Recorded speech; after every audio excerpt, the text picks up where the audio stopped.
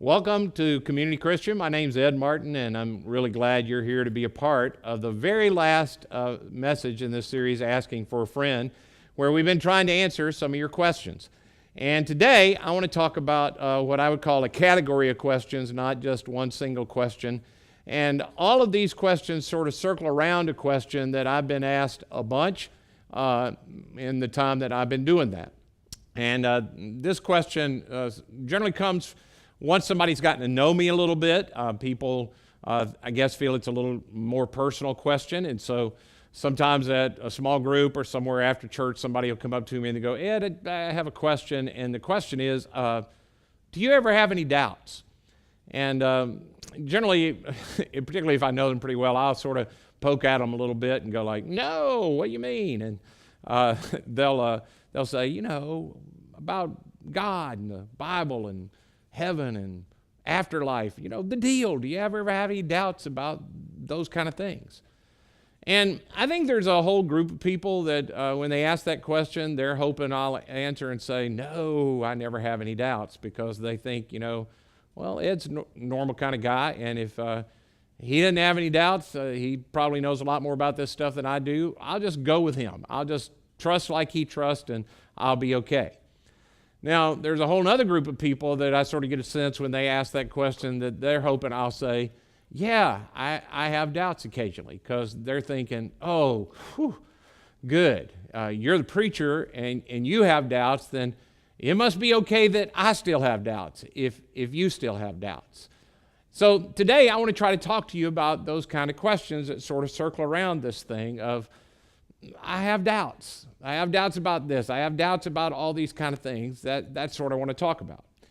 And I'm guessing there might be some others of you that are in a whole another kind of category. Maybe you're here and you wouldn't say you're a follower of Christ, or maybe you used to be, or you're not sure. You're trying to figure it out, and you're here because a friend asked you, and you sort of like what's happening, and you're trying to figure the whole thing out, but you wouldn't say you're a follower of Christ yet. And one of the things that you think in your head is, and maybe this happened to you, where you used to believe and then somebody said something to you, or you read something, or you heard something in college, or somebody gave you an article and you began to have doubts. And your thought is, if I could just get rid of my doubts, then I could be a follower of Jesus. So here's what I want to say to you, starting right up front as we talk about this doubt kind of thing. What you're hoping will happen is never going to happen. And what I mean by that is the idea that if you could just get all your doubts removed, then you could follow Jesus, that's probably not going to happen. Because, see, there's this thing that the way adults wind up changing their mind is we don't wind up changing our mind because we got all our questions answered. It's not that we get all our obstacles resolved.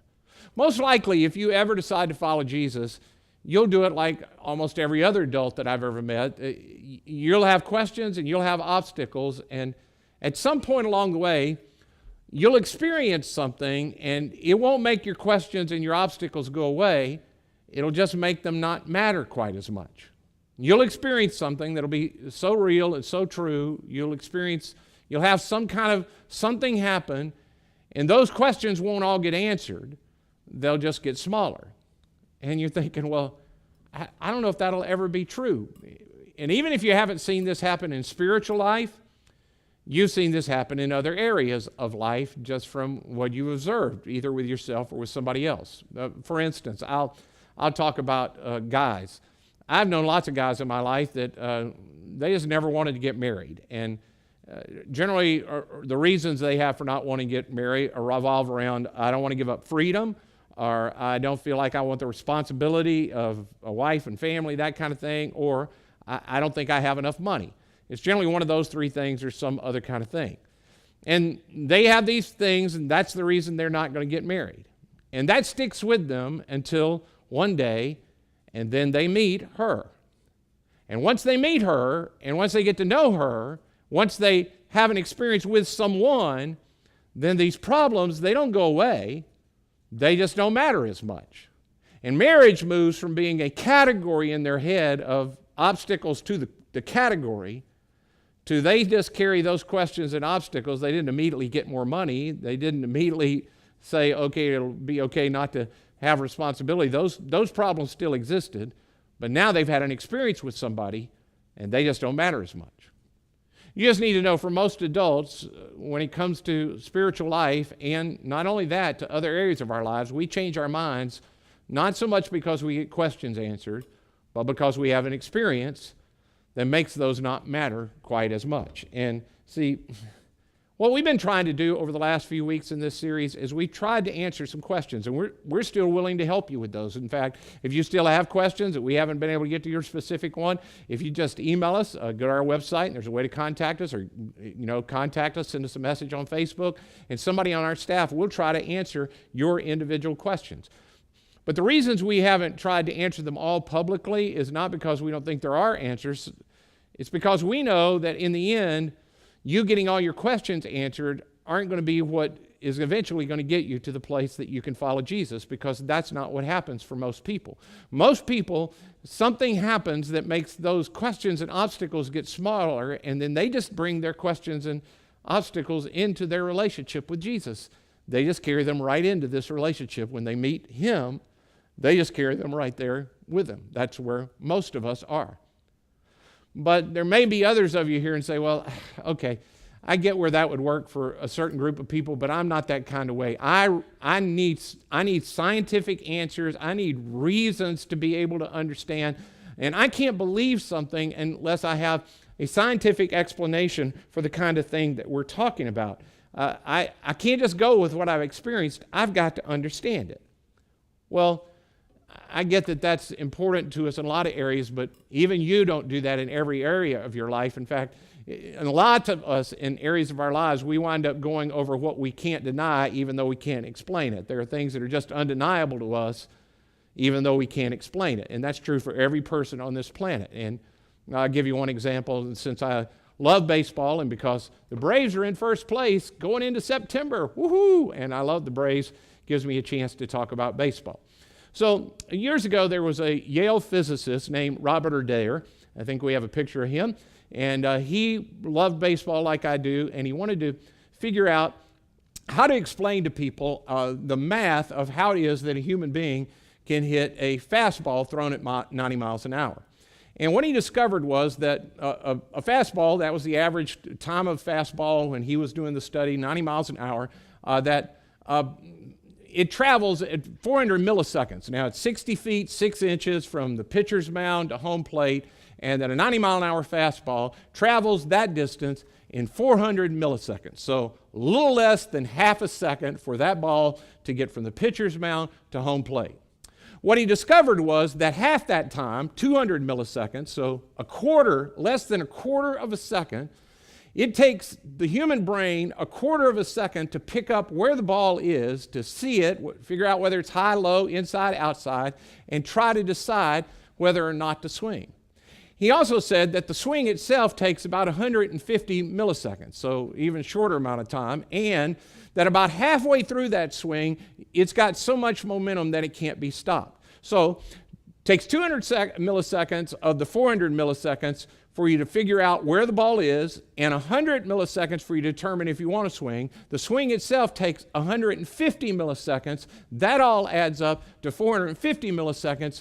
And he says, if you're off by 7 milliseconds, you either foul the ball off or miss it completely. Well, 450 milliseconds of the time it is for you to figure out where it is, for the swing itself to take place, and for you to decide if you're going to swing or not, adds up to 450, and he concluded that by math, it is impossible for a human being to hit a 90-mile-an-hour fastball.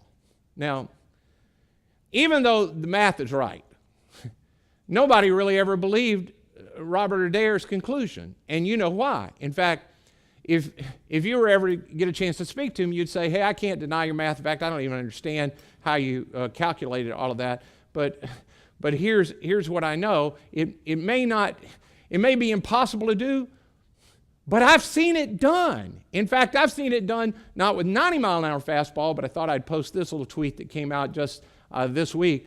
I saw Johan Camargo of the Braves hit one that was thrown almost 100 miles an hour. He hit it for a home run out of SunTrust Park.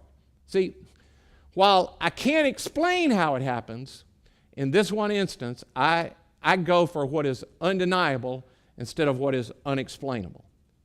And what I want to say to you in this area of spiritual life is we have to treat spiritual life like we treat all other areas of life where there are things you can't explain. What I'm asking you to do is don't opt for what is unexplainable over what's undeniable. See, we tend to take spiritual life and we want to set it into a different category and want everything to be explained. But you don't do that in every other area of your life. There are things that you can't explain and maybe even seem impossible, but you've seen it happen and you know it's undeniable. And I'm telling you that when it comes to putting your faith in Jesus, when it comes to deciding that you're going to follow him, for most adults, something happens that is so personal and it's undeniable that it happened that even though they can't explain it, they opt for what is undeniable over what's unexplainable. And over time, most of us would admit that even some of the things that we can't explain, eventually they become explainable. Now, with that end in mind, I want to end this series by taking to you what I consider the funniest account we have of the life of Jesus. And I know you can't imagine anything in the Bible is all that funny, and for the most part, you're absolutely right. But I want to show you what I'm convinced, I love it every time I read it, is probably the funniest story in the life of Jesus that we have recorded. In fact, I think it's probably one of those stories that if we had been in the followers of Jesus every night when we got ready, around the campfire and we're all finished eating and we're just sitting around, I think this story, I bet it came up 100 times. And somebody would say, hey, you remember the time? And then laughter would just break out as they remembered this story. This is a story that in the middle of it, what happens is there's a group of people that because they can't explain something, even though they can't deny what they see, they opt for what they can't explain over what they can't deny. And when they do it, it just gets absurd. So this is in the book of John. John's one of the eyewitnesses to the life of Jesus. He writes his account down. It's one of the 4 books we have, Matthew, Mark, Luke, and John. They talk about his life. And John, in John chapter 9, records this, what I think is a funny story. I'll read it to you, and we'll comment. And then we have one more thing to do, and then we'll end this series. Here's what it says. As he, and that's Jesus he's talking about, went along, he saw a man blind since birth. And his disciples asked him, Rabbi, who sinned, this man or his parents, that he was born blind? Because they thought what a lot of people in our culture, apparently some of you believe, they believed in this thing, sort of karma. They believe that bad things happen, and the reason some bad things happen is karma just catches up with you. Now, people will sometimes say to me, does the Bible teach anything about karma? Well, Jesus speaks directly to karma here, and because Jesus, one of his missions in this world was to explain to us exactly who God was, he can't just let this thought that they have that this man is blind because of something bad his parents did or he did, that karma caught up with him. He can't let that go. So he decides to address it, and he says, hey, neither him nor his parents did anything wrong.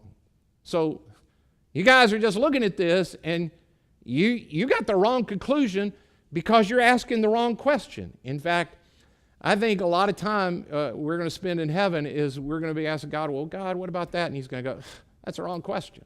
Oh, God, why did... That's the wrong question. See, when you ask the wrong question, you're always going to come to the wrong conclusion. Jesus says instead, he said, let me tell you why this happened. He said, listen, this is what happened. This happened, this man being born blind, this happened so that, here's the purpose this man was born blind, the works of God might be displayed in him. Now, I get that when you really understand Jesus is saying, this guy's born blind so that people can see something about God through him, that's hard to swallow.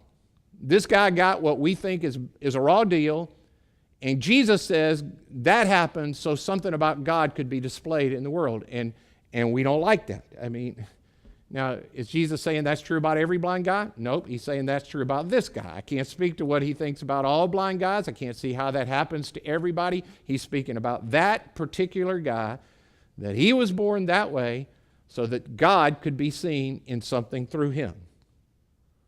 Well, I don't like that. Jesus, I don't like that that's the way God does that. Okay. You're more comfortable believing that his parents did something wrong and God somehow punished this guy for it. Okay, that says more about you than maybe you want us to know. But Jesus said this is why that happened. Then while they're thinking about this, Jesus does something. After saying this, he spit on the ground, which I guess isn't as bad manners as your mama always told you, because Jesus did it.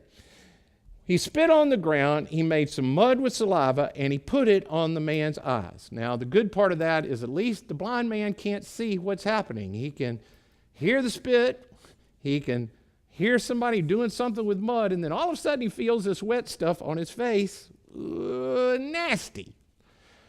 Go, Jesus told him, wash in the pool of Siloam. So the man went and washed and came home seeing. First time he's ever seen. Amazing day for this man. His neighbors and those who had formerly seen him begging, asked,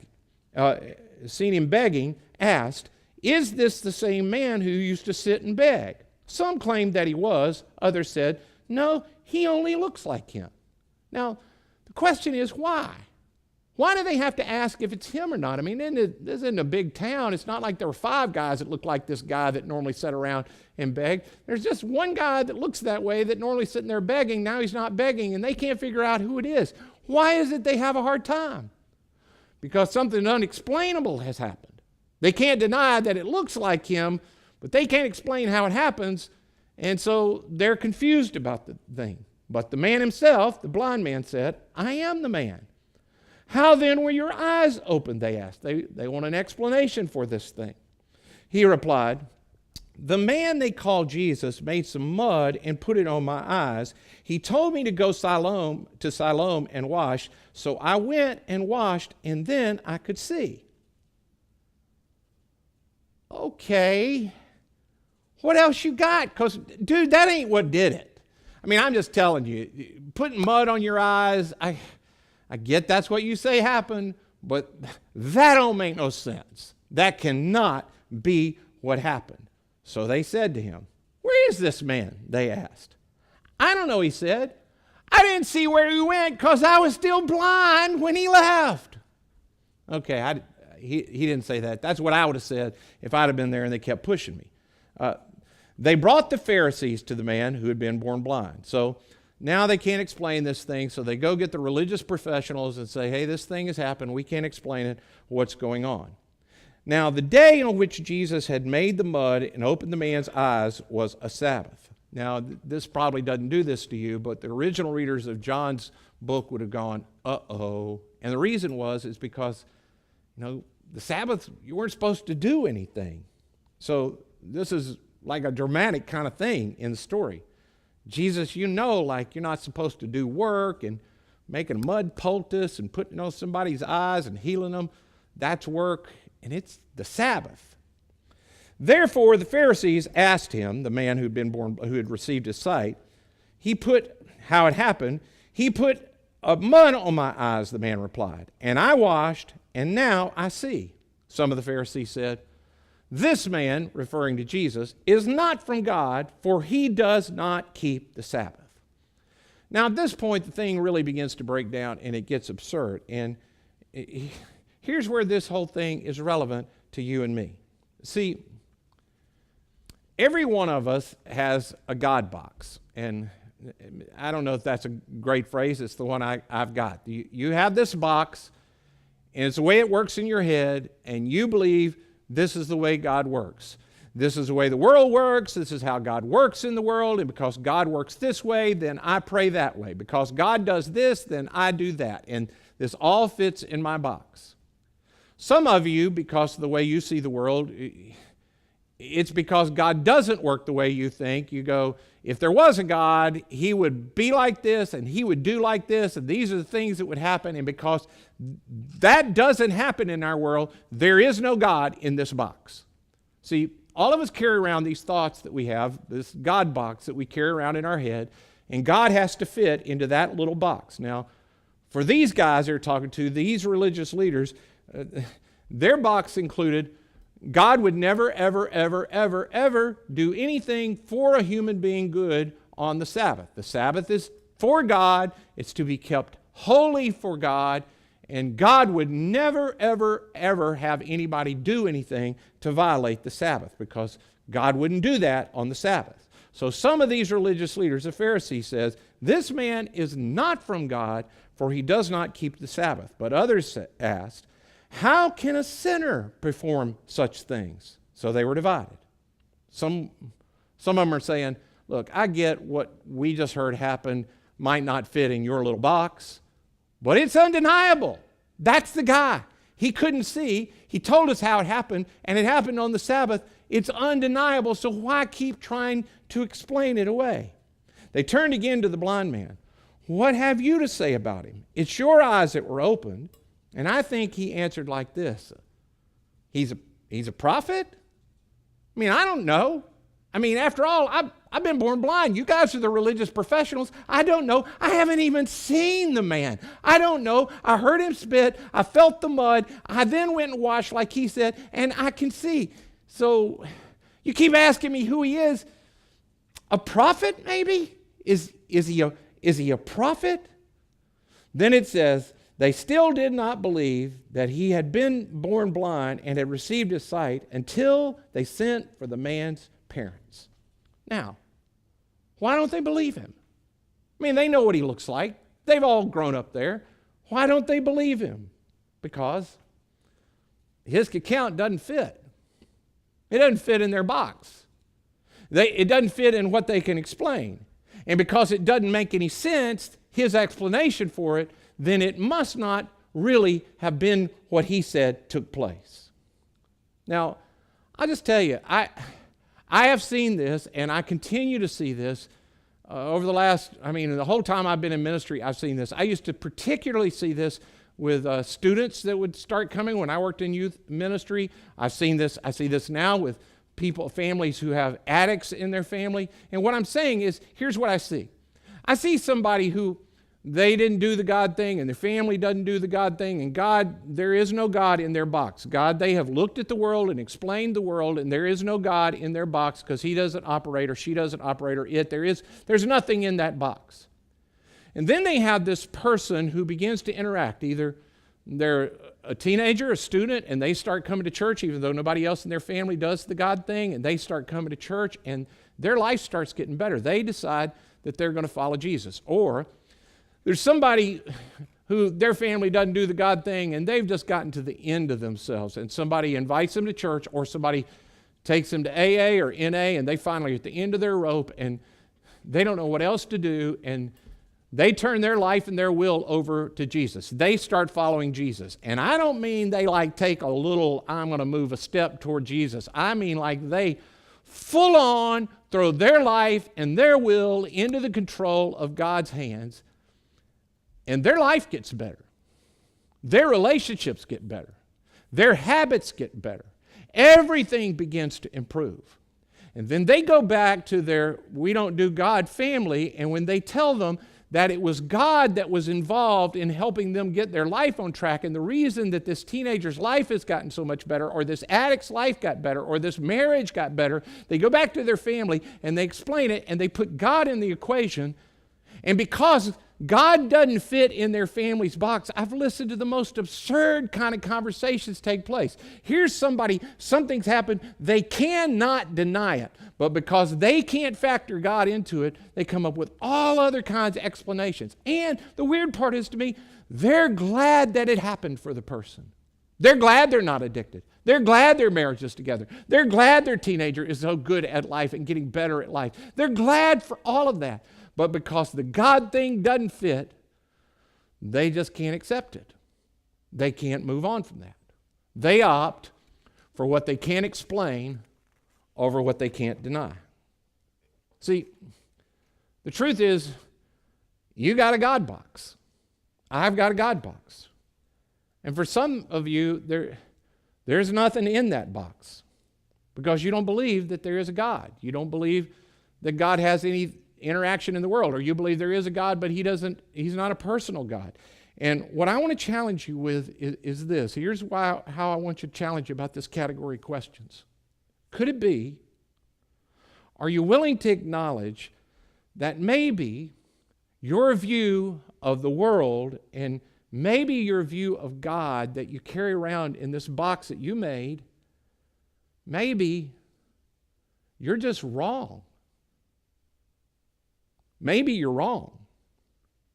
And if there's a tension between, well, maybe it's undeniable what's happened, but that doesn't fit with the way I understand that it works, could it be that maybe you're wrong?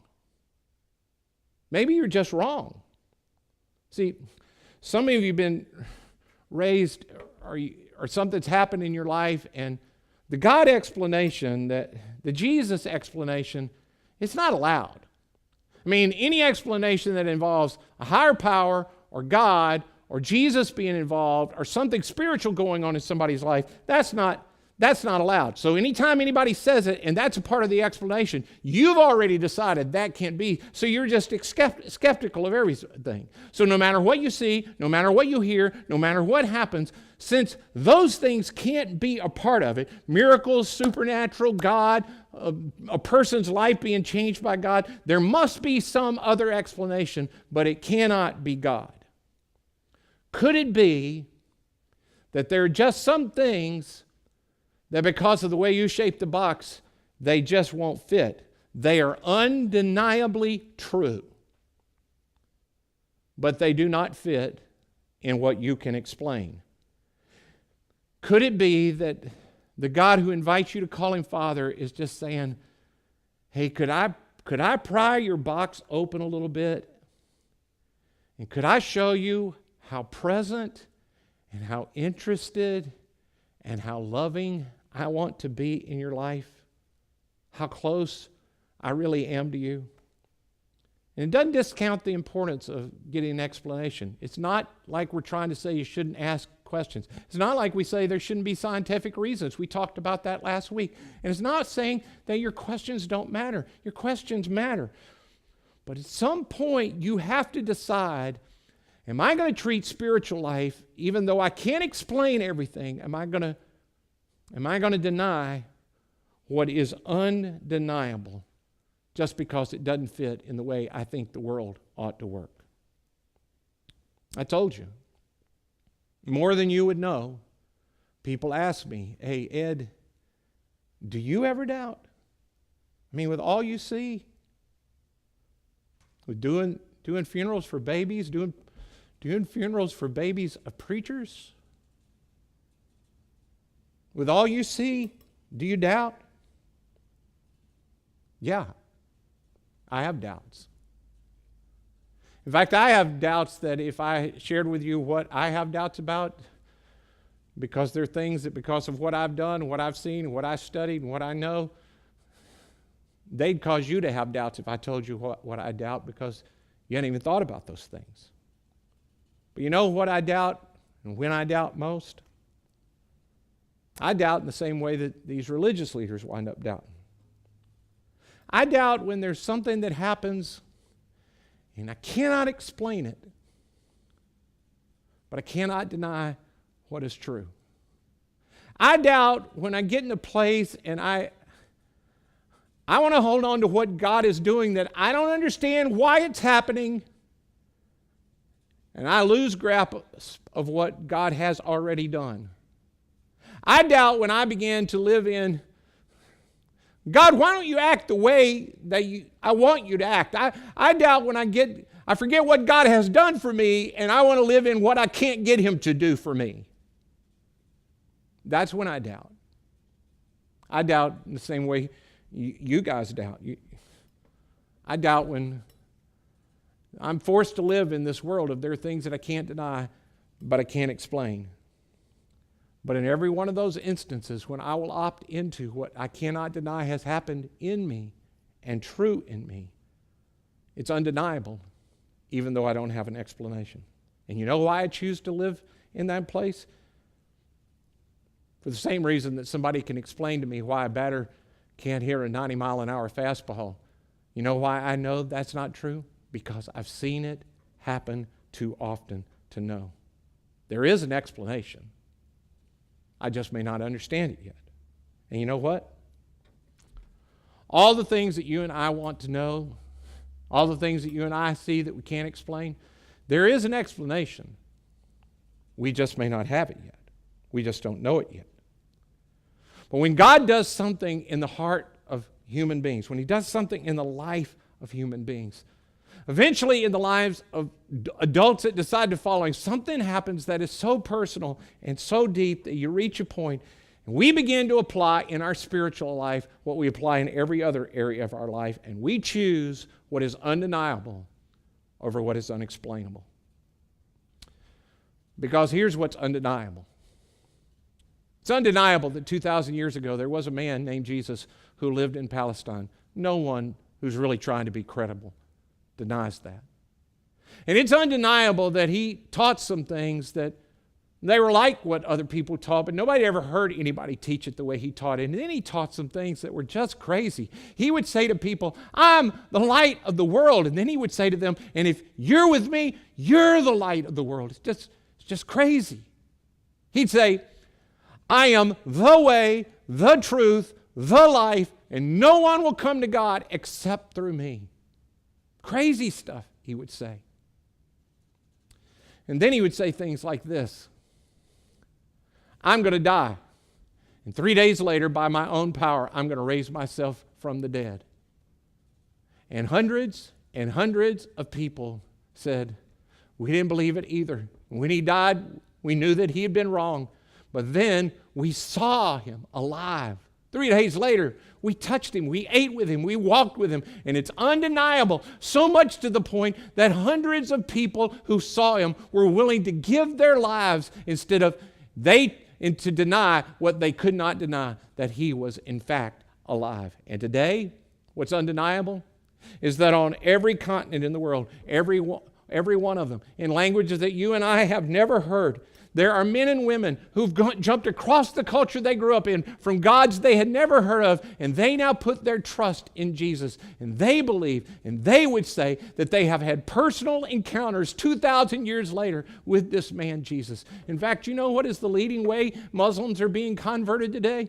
In the same way that the Bible talks about, they are having personal encounters with Jesus. It's undeniable. It's undeniable that it's happened. You know what else is undeniable? It's undeniable that there's something inside of you that's calling you to something bigger than yourself. And I get if you have enough money and you have enough kind of joys in life, you can sort of cover it up for a while, but after a while, even those play out, and maybe only to yourself. You finally, at some point, if only to yourself, say to yourself, hey, this isn't working for me anymore. There must be something more to this. And even though it doesn't fit in your box, and every time you start looking into something, you start bumping into this thing about spiritual life, and it doesn't fit in your God box, and religion doesn't fit in your box, and Jesus doesn't fit in your God box, and you've had an experience, and there are weird things going on from your past, and you can't explain any of it. And as convinced as you are that there's nothing to any of it, there's still something inside of you that draws you to it. You know why? Because God decided not to hold a question and answer period with the human race. Instead, He said, hey, I'm going to come personally, and I'm going to be with you, and I'm going to show you exactly what I'm like in the name of a person named Jesus. And I will meet your biggest problems head on, sin and death. I'll take care of those for you. I will meet you where you are. So here's what I want to do as we end this series. I want to ask you to consider doing something. In fact, I want to ask us to watch something together. And while we watch this, I want to ask you to consider taking a next step. So let's watch this together. You are fake news. Fake news. Fake news, fake news, fake news. You're fake news. You're fake news. You are fake news. Fake news. How do you know what's real anymore? Fake news. How do you know what the truth is? Fake news. Fake news. Fake news. Feels like every day we hear someone else's version of the truth and the way things are. We've all become familiar with the words fake news. lies disguising themselves as the truth to manipulate and control what you think about the world around you. Everyone has their own idea about what counts as fake news, and we're all skeptical of anything we hear that seems a little too good to be true. But how can you tell the truth apart from all the lies? Especially when it comes to the biggest questions we deal with in this life. Well, next week we're starting a series where we're going to be looking at the most famous teachings of Jesus in history. And maybe you're here and the idea of Jesus and God still seems a little too good to be true. Well, we want to invite you over the next 5 weeks to do your own investigation. You don't have to believe what we believe about Jesus, but we believe that His teachings are so true about life and the way we were meant to live that no matter what you believe, if you put them into practice, it can change everything about your life. And our hope is that as you follow His teachings, you'll see Him for who He really is.